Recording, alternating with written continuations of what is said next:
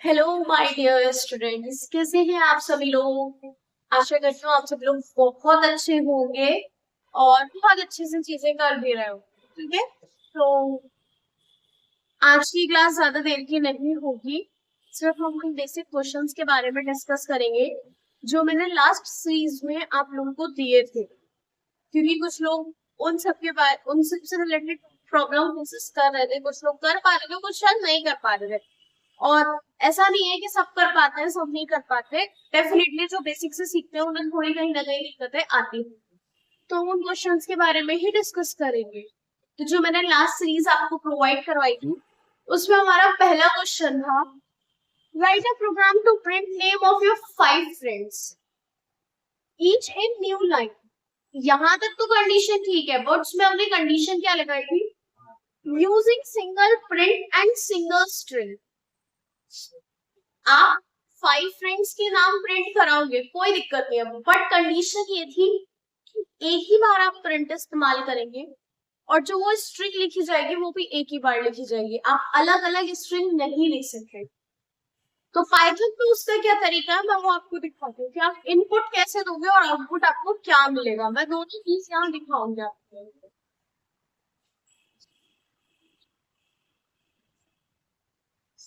जब आप Python shell editor, जो आपका आइडियल एडिटर पाइथन 3.13.5 होगा, जब आप उसमें लिखेंगे तो क्या करेंगे, आप लिखेंगे प्रिंट।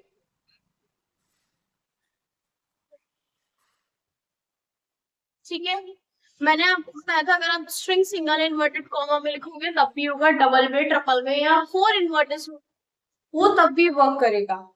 बट पाइथन जो चलता है वो सिंगल में चलता है। ठीक है, तो आपकी मर्जी है, ऐसा कुछ नहीं है कि अगर आप डबल लगा दोगे तो नहीं चलेगा, वो डबल इन्वर्टेड कॉमास में भी वर्क करेगा। ठीक है, क्योंकि जिन्होंने सी पढ़ी है, सी प्लस प्लस पढ़ी है या जावा पढ़ी है, उनको डबल इन्वर्टेड कॉमास की आदत होगी। ठीक है, तो हम मैंने भी वही पढ़ी है, मुझे भी वही आदत है। तो हम डबल इन्वर्टेड कॉमा लगाते हैं। अब उसने क्या बोला है, 5 फ्रेंड्स के नाम करवाने हैं। अब हमने प्रिंट एक इस्तेमाल कर लिया, अब हम इसके बाद दोबारा प्रिंट इस्तेमाल नहीं कर सकते। ठीक है, अब स्ट्रिंग भी एक, इसके अंदर जो लिखी गई वो एक स्ट्रिंग होगी सिंगल।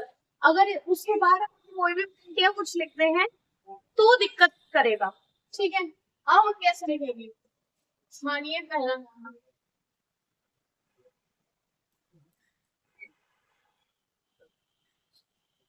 मैंने अपना नाम लिखा, बट ये पहला नाम ही प्रिंट करेगा। हमें 5 नाम चाहिए अलग अलग लाइन में। तो मैंने शायद आपको बताया था, न्यू लाइन में आने के लिए हम \n इस्तेमाल करते हैं। यूनिकोड करेक्टर्स जो मैंने पढ़ाए थे तो उसमें ये मैंने आपको बताया था। ठीक है, तो आस्था के बाद हम \n लेंगे। ठीक है, फिर आप सेकेंड नाम लिखिए, फिर \n, फिर थर्ड नेम, फिर \n, फोर्थ नेम, फिर \n, फिफ्थ नेम, इस तरीके से। ठीक है,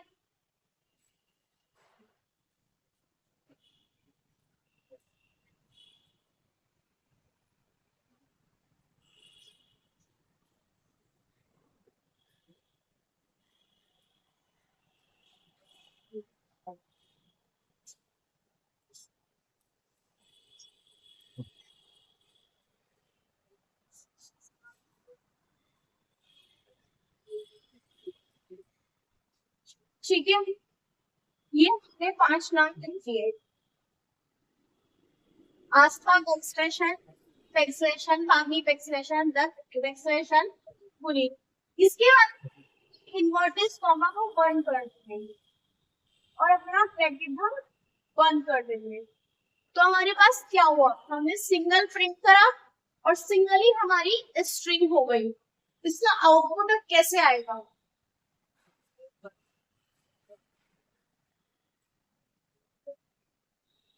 अगर हम बात करें आउटपुट की, तो जो शेल एडिटर में जब आप करोगे,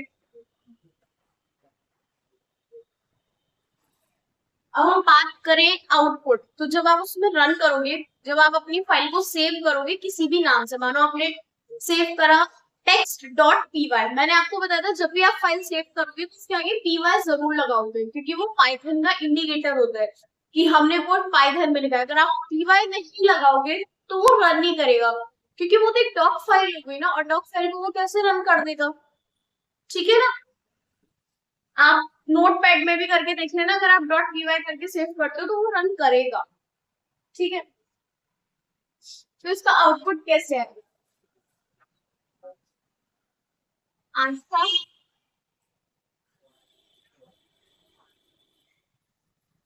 क्योंकि आस्था के बाद बैक स्लैश एन है, और बैक स्लैश एन का मतलब होता है न्यू लाइन करेक्टर, नई लाइन पे जाके उस करेक्टर को लिखना।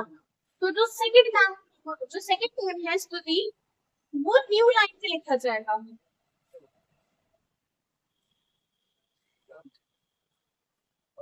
ठीक है, स्तुति के बाद भी बैक स्लैश एन है, तो न्यू लाइन पे पहुंच के जो थर्ड नेम है वो हो जाएगा।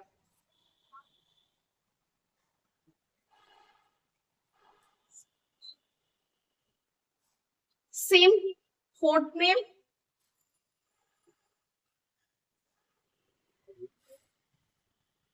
और ऐसे ही लास्ट में फिफ्थ नेम।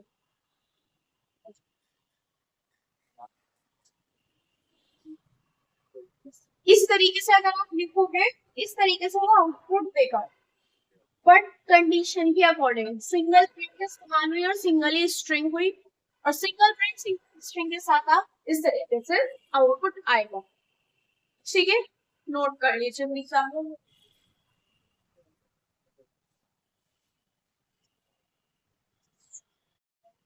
चलिए अब आते हैं सेकेंड क्वेश्चन पे। तो सेकेंड क्वेश्चन क्या था हमारा, write a program to print name of 5 prints each in new line using single print and independent string।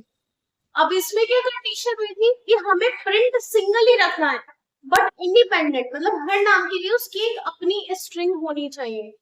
ठीक है ना, जैसे आइडेंटिटी होती है कि मेरे नाम की अपनी आइडेंटिटी है, सेकंड जो पर्सन होगा उसके नाम पे उसकी अपनी आइडेंटिटी होगी। ठीक है ना, ना वो मेरी आइडेंटिटी पे वर्क कर सकता, ना मैं उसकी आइडेंटिटी पे, तो उसे इंडिपेंडेंट स्ट्रिंग कहते हैं। ठीक है, वो कैसे होगा देखते हैं। अब हमें 5 नेम्स प्रिंट कराने हैं, इंडिपेंडेंट स्ट्रिंग चाहिए, क्या करोगे, या तो ये है कि भाई ए इक्वल्स टू बी, ये नाम हो गया बी इक्वल्स टू, बट ये अजीब नहीं हो जाएगा, ए पे उसका नाम बी पे उसका नाम।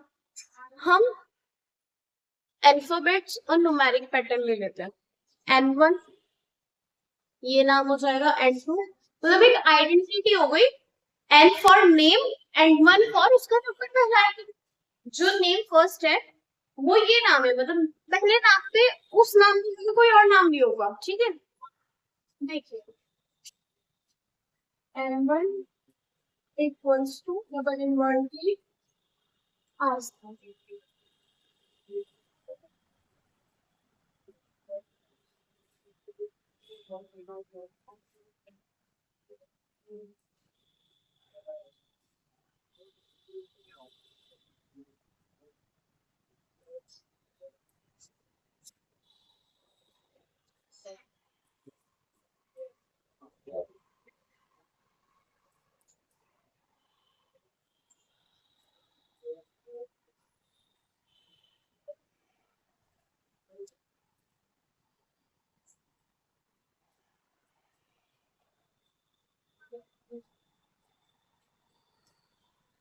अब हमारी एक कंडीशन तो फुलफिल हो गई कि सब नाम की अपनी अपनी स्ट्रिंग हो गई। ठीक है, अब हमारी दो कंडीशन रह गई, एक तो न्यू लाइन में हर नाम आए, और दूसरी सिंगल प्रिंट।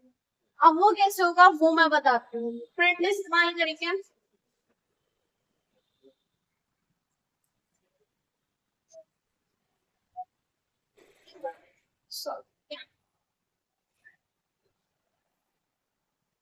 अब हम यहाँ नेम ना लिख के जो इनकी आइडेंटिटी है इसको लिखेंगे।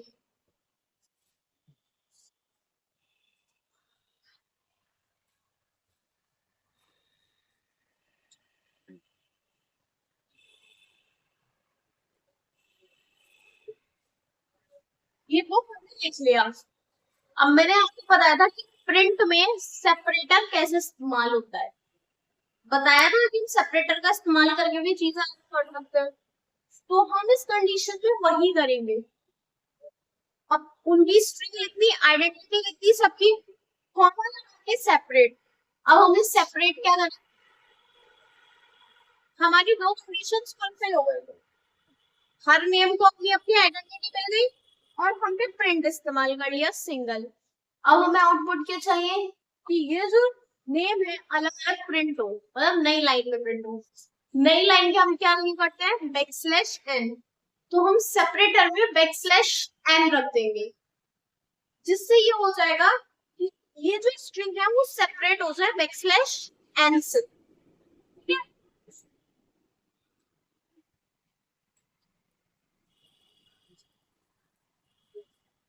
इस तरीके से हम क्लोज कर देंगे। ठीक है, इतना हमने लिख दिया। अब हम जब इसका आउटपुट देखेंगे, मैं नीचे शो कर दूं, ये आएगा सिर्फ आउट, इधर दिखा दे दूं ताकि क्लियर हो जाए। ठीक है,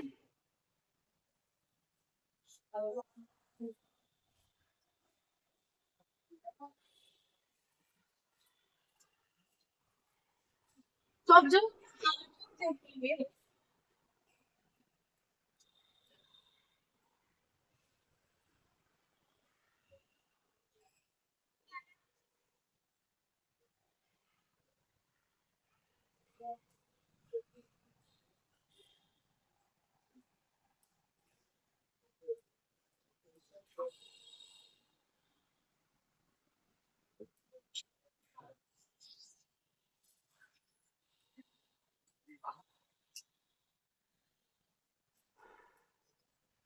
कुछ इस तरीके से हमारा रिजल्ट हमें शो होगा। अगर हम ये लिखते हैं तो हमें जो क्वेश्चंस करने होंगे वो क्वेश्चन समझ के करने होंगे। ठीक है, आपने देखा होगा जो मैंने आपको क्वेश्चंस प्रोवाइड किए थे वो टॉपिक से अलग नहीं दिए, सेपरेटर, चीजें बैकस्लैश एन बैकस्लैश टी इन से ही दिए थे कि आप चीजें कर पाए, समझ पाए। ठीक है, नोट कर लीजिए आप इसको।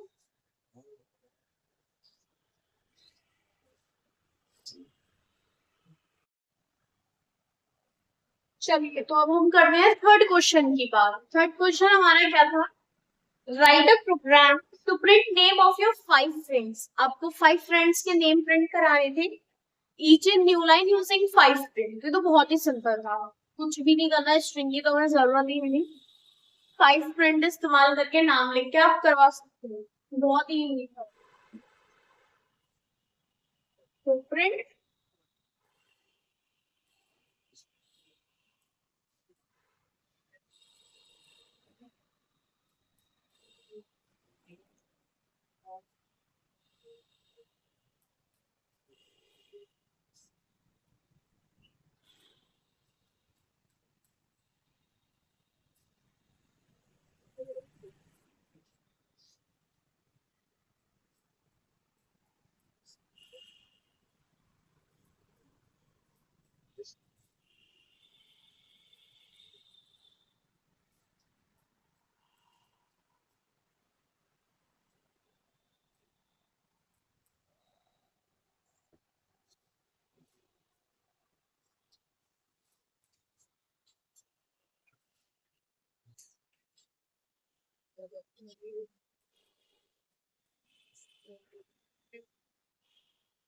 बहुत सिंपल आउटपुट। आई थिंक मुझे लिखने की जरूरत नहीं है, आप ऐसे ही रन करवा लेना। ठीक है, तो जब आप रन करवाओगे तो आउटपुट ऐसे ही मिल जाएगा आपको। आज तक भी पाऊंगी नेक्स्ट, ये ना ऐसे ही प्रिंट हो जाए।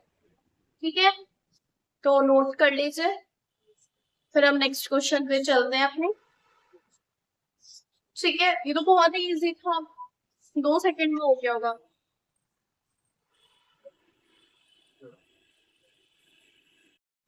चलिए, तो अब हम आते हैं फोर्थ क्वेश्चन पे। फोर्थ क्वेश्चन हमारा, write a program to print backslash t and backslash n as it is in the output.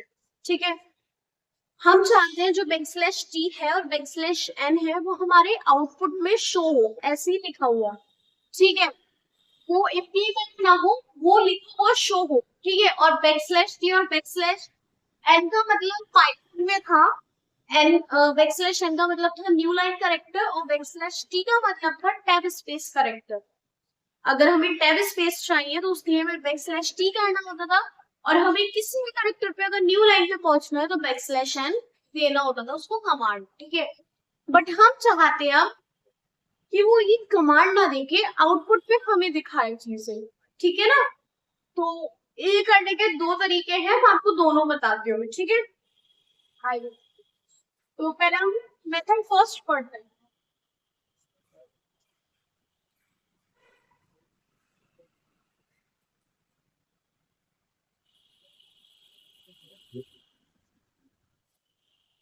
हम चाहते हैं backslash t backslash n print, ठीक है। तो क्या करेंगे, प्रिंट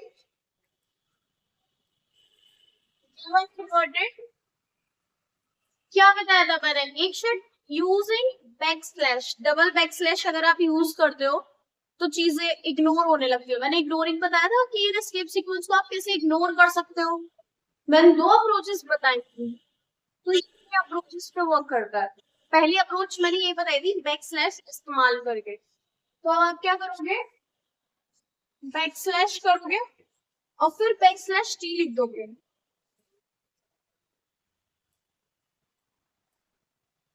ऐसी एन में कर दोगे,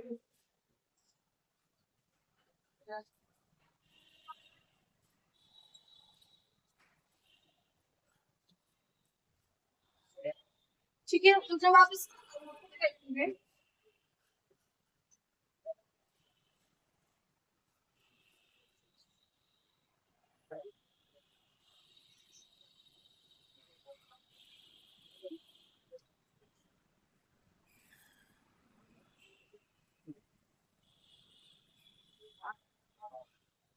तो वो आउटपुट में यही देगा आपको, ठीक है।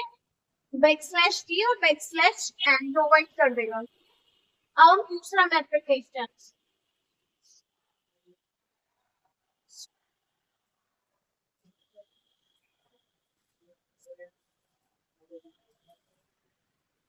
मैंने यूजिंग ड्रॉ स्पेस आर बताया था कि हम आर से भी इग्नोर कर सकते हैं, तो हम वही इस्तेमाल करेंगे।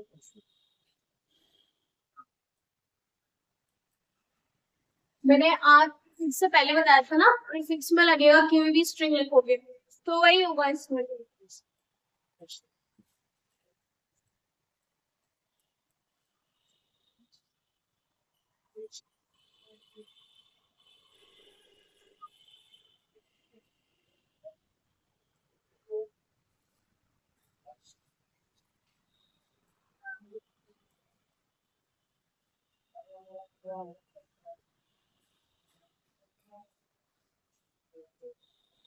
तो हमने आर से इग्नोर कर दिया, ठीक है।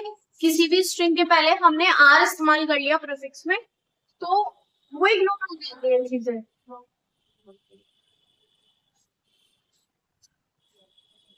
तो अगर आपको यकीन ना हो, आप करके देखिएगा ये तरीके, जो पाइथन में तरीके हो सकते थे क्वेश्चंस करने के, मैंने वो आपको बताए हैं, करके दिखाएंगे यहाँ। अगर आप चाहेंगे कि मैं ऑन स्क्रीन आपको प्रैक्टिकल करके दिखा दूं लैपटॉप पे, मैं वो भी अपलोड कर दूंगी, मुझे कोई दिक्कत नहीं है। मैंने ये अभी थ्योरेटिकल बताया, आई नो आप दिक्कत फेस करें आप मुझे कन्वे कर दीजिएगा, मैं आपको प्रैक्टिकल थ्योरी भी अपलोड कर दूंगी, पूरा प्रैक्टिकल करके दिखा दूंगी कि आप क्या क्या कमांड देंगे किस तरीके से होगा, ठीक है। बट आप, मैंने थ्योरेटिकल इसलिए दिया है कि आप उस चीज को अगर इम्प्लीमेंट करोगे तो आप ज्यादा सीख पाओगे। मेरी कोई दिक्कत नहीं है, मैं तो प्रोवाइड करवा दूंगी, बट आप अगर उस चीज को करोगे तो ज्यादा अच्छे से सीखोगे। तो जो मैंने 4 क्वेश्चंस आप पिछली सीरीज में बताए थे वो मैंने आपको सब दिखा दिया है। आगे से जो नेक्स्ट टॉपिक्स होंगे उनसे रिलेटेड क्वेश्चंस भी हम हैंड टू हैंड करते चलेंगे, कि कभी अगर लेंथी टॉपिक हो गया तो मैं उनसे रिलेटेड क्वेश्चंस आपको होमवर्क में दिया करूंगी, वरना हम टॉपिक से related questions hand to hand करते चलेंगे ताकि हमारी चीजें क्लियर होती रहे।